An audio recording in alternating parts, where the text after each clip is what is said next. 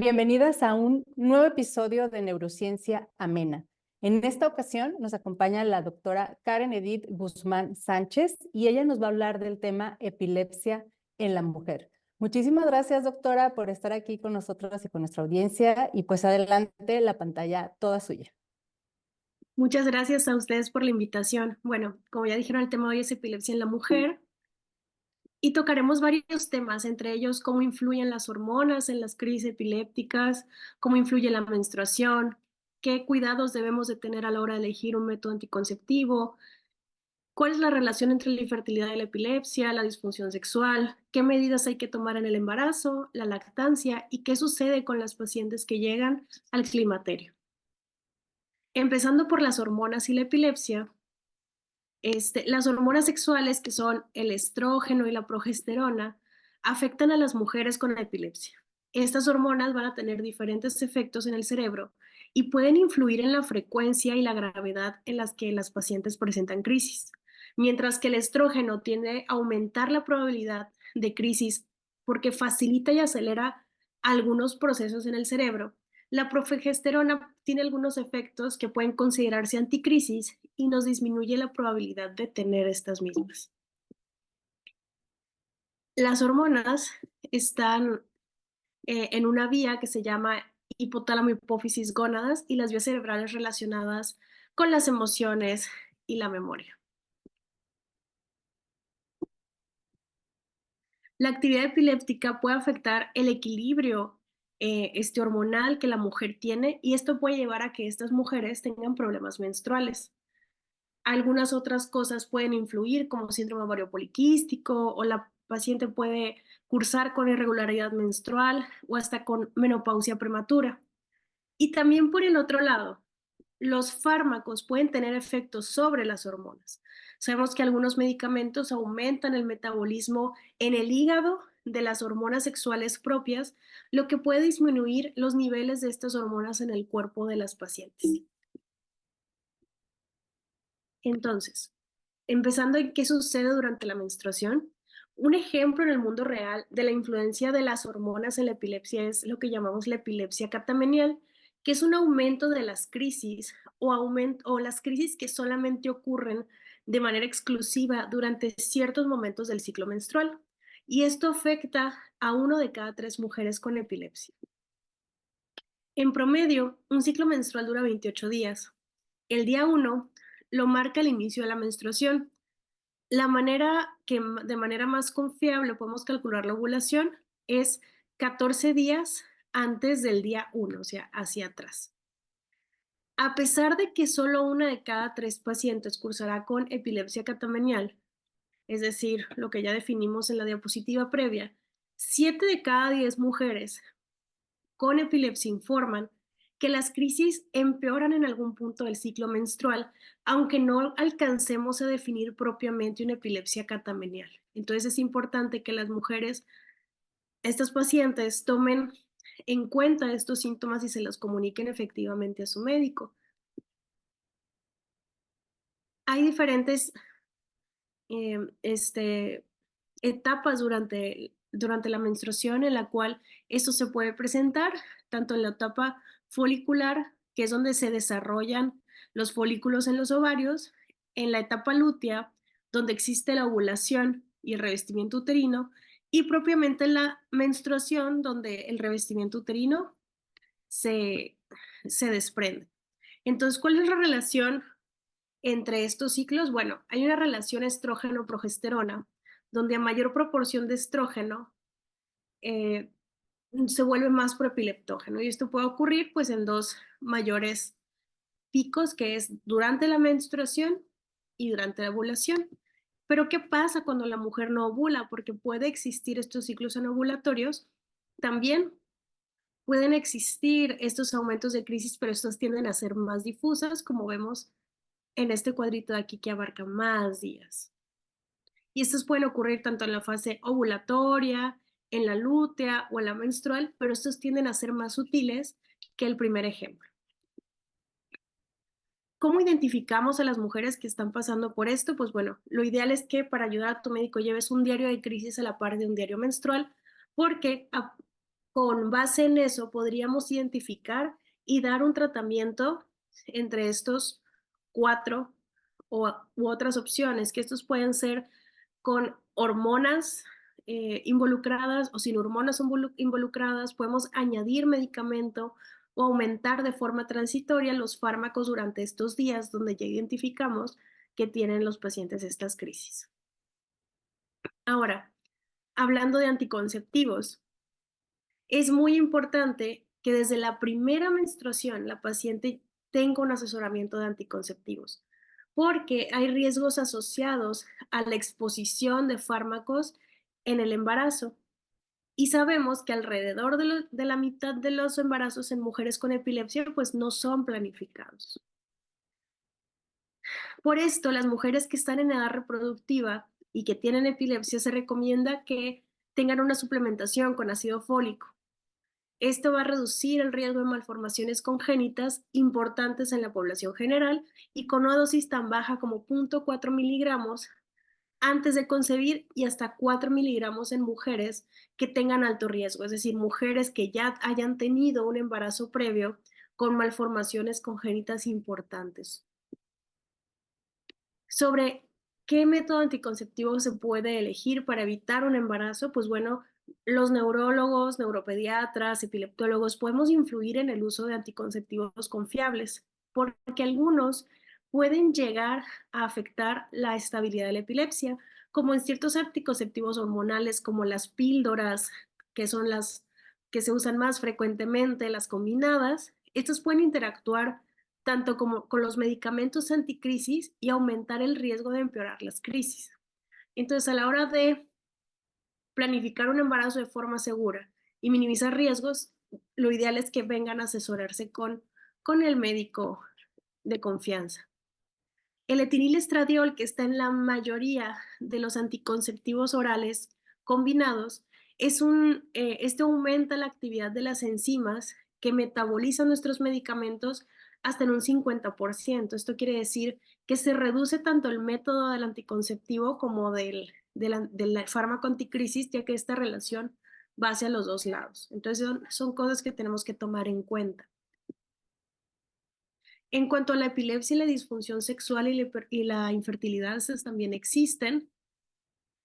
En cuanto a la disfunción sexual en las mujeres, existen factores de riesgo que pueden aumentar la aparición de esto, entre ellas las crisis con mal control o que esté la epilepsia asociada a trastornos de estado de ánimo como ansiedad o depresión, y algunos medicamentos particulares como el topiramato, el valproato, la pregabalina y la gabapentina. Es menos común que la disfunción sexual aparezca con la lamotrigina, oxcarbazepina o levetiracetam, mientras que la infertilidad, que se define como no lograr un embarazo después de un año de mantener relaciones sin protección en las mujeres de 35 años o menos y 6 meses cuando son mayores de 35 años. Las causas son complejas, el por qué esto ocurre en las mujeres con epilepsia, por el estigma propio de la enfermedad, el estado de empleo, por el estado civil y hasta la elección personal de la paciente. Sabemos que la tasa de infertilidad es mayor que en la población general, un 9.2% contra un 6%. Los factores de riesgos para sufrir infertilidad eh, cursando con epilepsia es cuando la epilepsia inició de manera temprana, cuando hay alguna discapacidad asociada, cuando la epilepsia es de un origen en la estructura del cerebro o metabólica, y cuando existen crisis graves o resistentes a medicamentos, cuando la paciente está tomando varios medicamentos a la vez, que la edad durante la planeación del embarazo sea avanzada y una menor educación en cuanto al número de años cursados en la escuela. ¿Qué pasa si una paciente con infertilidad y epilepsia desea someterse a un tratamiento? Pues bueno, existen muchas tecnologías de reproducción asistida y son una opción. Sí hay riesgos asociados, ya que se utilizan hormonas exógenas, es decir, se suplementan hormonas que pueden aumentar esta proporción de estrógeno-progesterona que van a interactuar con los medicamentos antiepilépticos, especialmente con la lamotrigina. Y hay reportes de mujeres que llegaron a experimentar empeoramiento de sus crisis durante la terapia de fertilidad debido a estos cambios hormonales. No quiere decir que está contraindicado, sin embargo, sí es necesario un seguimiento en conjunto. Las mujeres con epilepsia tienen las mismas posibilidades que una mujer sin epilepsia de tener éxito en un tratamiento de fertilidad, que sabemos que hay tasas similares de nacimientos en mujeres con y sin epilepsia que recibieron tratamientos de reproducción asistida, es decir, un éxito del 26%.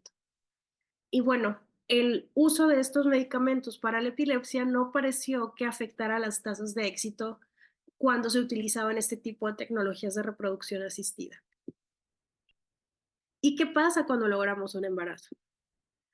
Lo ideal es que cuando una mujer con epilepsia desea un embarazo, lleve una asesoría preconcepcional, es decir, previo al embarazo para planificar el mismo, ya que esto ayudará a que este sea más sano. Muchas mujeres van a tener inquietudes sobre cómo las crisis o el tratamiento o el embarazo pueden afectarse entre sí. El asesoramiento preconcepcional ha demostrado beneficios como alcanzamos a reducir la carga de fármacos anticrisis, mejoramos el uso de ácido fólico y disminuir la frecuencia de crisis. Además de que sirve para abordar las preocupaciones de las mujeres, el asesoramiento garantiza un consentimiento informado al elegir terapias para la epilepsia.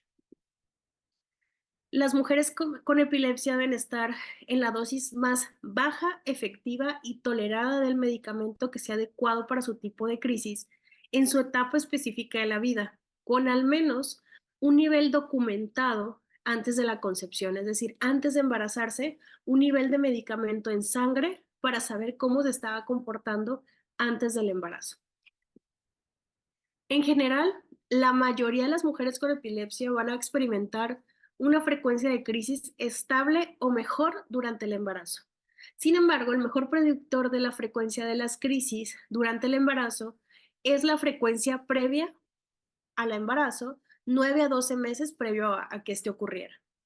2/3 de las mujeres con epilepsia permanecieron sin crisis durante el embarazo.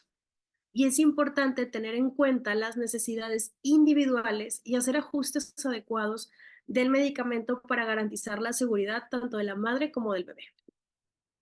Sí existen riesgos de malformaciones fetales.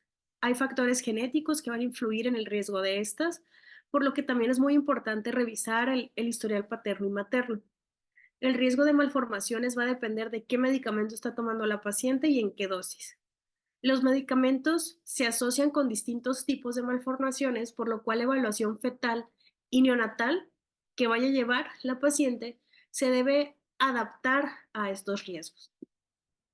Entonces, aquí tenemos una tabla en la que vemos diferentes medicamentos anticrisis, carbamazepina, lamotrigina, fenobarbital, fenitoína, valproato, levetiracetam y los diferentes tipos de malformaciones que pueden existir, como las cardíacas, los defectos de tubo neural que pueden ser, por ejemplo, espina bífida, labio paladar hendido aquí en azul e hipospadias, que es una malformación del tracto genitourinario. Y como vemos, dependiendo de los fármacos, es más o menos las malformaciones en el sitio donde se dan.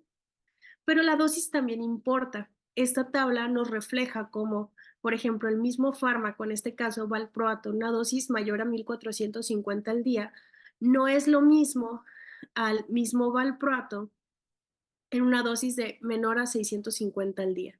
Entonces, a la hora de revisar a la mujer antes del embarazo, también vamos a ver qué medicamentos está tomando, a qué riesgos se, se asocia y sobre todo en qué dosis y qué podemos optimizar para reducir el riesgo lo más posible. Sabemos que combinaciones de fármacos, como por ejemplo la combinación de valproato o topiramato con otros, implica mayor riesgo de malformación. Asimismo, el valproato en dosis alta, a más de 1500 al día, presenta un mayor riesgo de malformaciones, pero este riesgo puede disminuir con dosis bajas de valproato y combinando con otros fármacos en caso de que sea de esas pacientes que necesitan el valproato para mantener su control de crisis, que sí las existen. Los datos sobre el riesgo de malformación con los nuevos fármacos, como por ejemplo la cosamida o levetiracetam, son más limitados debido a la falta de exposición reportada. ¿Qué cambios van a aparecer durante el embarazo? Pues puede haber varios que pueden interactuar en cómo se absorbe el medicamento en nuestro cuerpo, empezando por la náusea y el vómito. Estos pueden impedir la absorción del fármaco desde su vía de entrada. También sabemos que el volumen en sangre, es decir, la cantidad de líquido que tenemos en nuestro cuerpo, va a aumentar y va a reducir la albúmina en el cuerpo, lo cual va a desencadenar que los niveles en sangre del medicamento disminuyan, sobre todo aquellas que tienen una unión alta a las proteínas como el valproato o la fenitoína. También el aumento de circulación sanguíneo-renal, es decir, el riñoncito va a filtrar más rápido, puede disminuir concentraciones de medicamentos que se excretan por el riñón, como puede ser la motrigina o levetiracetam o sonizamida, y la inducción en el hígado de algunas enzimas puede también reducir concentraciones de otros fármacos como valproato, la motrigina, sonizamida. También existen otros factores no relacionados al cuerpo, sino a otro tipo de cosas, por ejemplo, la no adherencia, que la madre olvide los fármacos, o una suspensión abrupta o disminución rápida de las dosis de medicamentos. Muchas veces sucede que la mujer se entera del embarazo, no se ha informado adecuadamente, o el médico de primer contacto al que ve no se ha informado debidamente y le suspenden los fármacos, lo cual puede ser un riesgo. La mejor recomendación es que no hagan cambio en los fármacos y se pongan en contacto de inmediato con su médico de confianza. Y por supuesto, interacción con otros medicamentos que le pueden dar a la paciente durante el curso del embarazo. Y esto es muy importante para que se lleven a casa, que es que bajo el cuidado especializado de la epilepsia, las mujeres durante el embarazo tienen tasas similares de crisis en comparación con mujeres con epilepsia que no están embarazadas. Pero las mujeres con epilepsia en el embarazo sí requieren ajustes más frecuentes en las dosis. Por eso vamos a estar tomando niveles de medicamento en sangre con bastante frecuencia y obviamente nos vamos a ver en el consultorio más que antes. Consideraciones importantes, y esto es una diapositiva feliz, es que más del 90% de los embarazos de mujeres con epilepsia van a resultar en partos normales sin complicaciones. Sin embargo, sí son consideradas de alto riesgo debido a los posibles riesgos obstétricos y fetales y al estricto seguimiento que debemos de tener con ellas. Las crisis durante el embarazo representan un riesgo para las mujeres por las caídas y golpes que se pueden asociar a las mismas. Asimismo, hay un peligro de disminución del oxígeno o asfixia para el feto en el momento de las crisis. Las crisis focales que no se convierten a generalizadas se cree que tienen menos impacto en el feto, sin embargo, pareciera ser que puede haber un breve periodo de angustia fetal durante hasta 2 minutos. Aunque la carga de crisis puede aumentar durante el parto, esto solo va a ocurrir de 1 a 2 por cada 100 de los embarazos de mujeres con epilepsia. Entonces, ¿puedo parir? ¿Puedo tener un parto natural?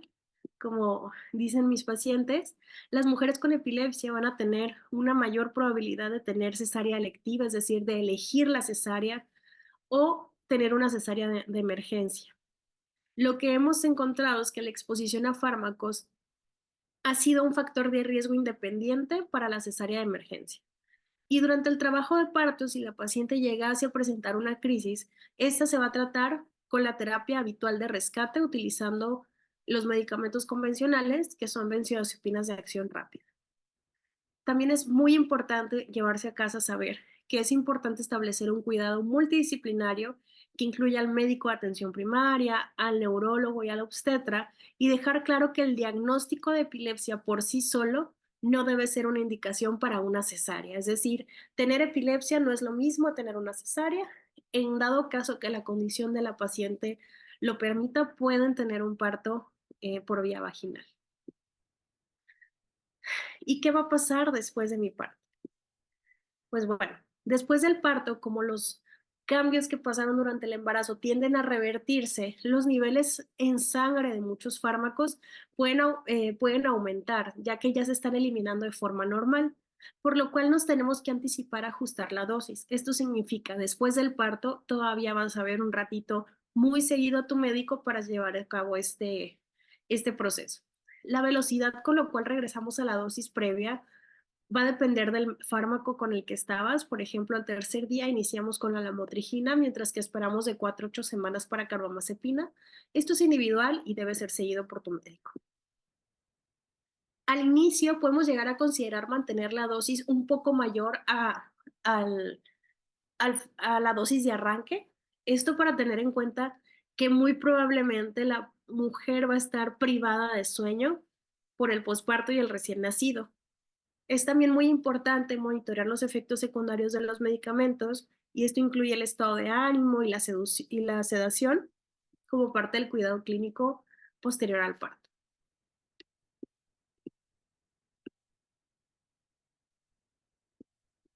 ¿Qué consejos puede dar una mujer le podemos dar a una mujer que acaba de tener un bebé y que tiene epilepsia? Pues es muy importante que monitoree su sueño y el estrés, y que su red de apoyo entre para brindar este mismo, para garantizar que ella pueda descansar lo más posible de manera idónea, que logre 6 a 8 horas de sueño reparador.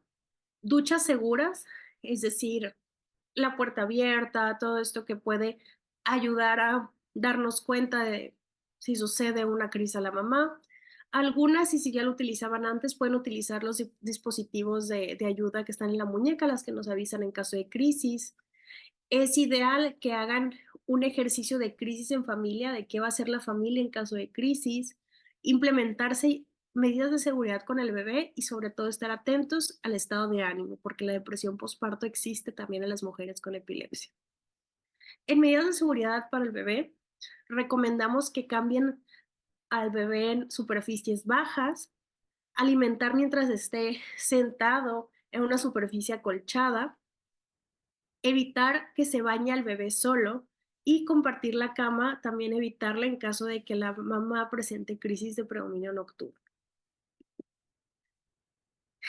La lactancia materna en pacientes con epilepsia es segura y aún tomando medicamentos anticrisis. Los beneficios de la lactancia para los bebés es un mejor desarrollo neurológico, menores tasas de obesidad, alergias, cáncer, síndrome de muerte súbita del lactante. Y para la mamá también puede dar beneficios como menor pérdida de sangre después del parto, que el útero regrese a su tamaño original más rápido, pérdida de peso que se puede haber ganado durante el embarazo, retrasa el reinicio de la ovulación y disminuye el riesgo de cáncer de mama y ovario. Sí hay consideraciones, entre ellas que sí existen algunos fármacos que se pueden transmitir por leche materna, y hay que vigilar posibles eventos adversos, sobre todo si estamos tomando benzodiazepinas o fenobarbital. No se ha demostrado que exista efectos en el desarrollo del bebé, ya sea cognitivamente o en adquirir habilidades motoras o de lenguaje. Y las concentraciones de medicamento en la leche materna generalmente son seguras y bajas para el bebé. Ahora, después de la edad fértil, pues viene el envejecimiento, donde pues sabemos que desgraciadamente es uno de los aspectos menos estudiados de la salud de las mujeres, y aún más en la epilepsia, por lo cual deberíamos enfocarnos un poquito más e incluir la salud ósea, la menopausia y o el climaterio. La salud ósea, ¿por qué? Porque los fármacos pueden llegar a causar una pérdida acelerada de hueso en hombres y mujeres. Las mujeres, sin embargo, tienen un riesgo 4 veces mayor de desarrollar osteoporosis.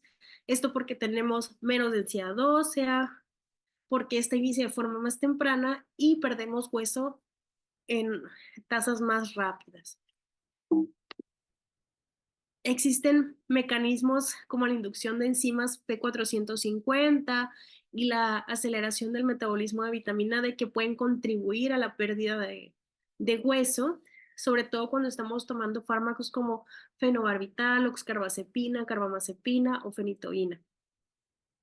También algunos fármacos que no son inductores pueden asociarse a más riesgo de fracturas o pérdida de hueso, como la gabapentina, el valproato y el topiramato.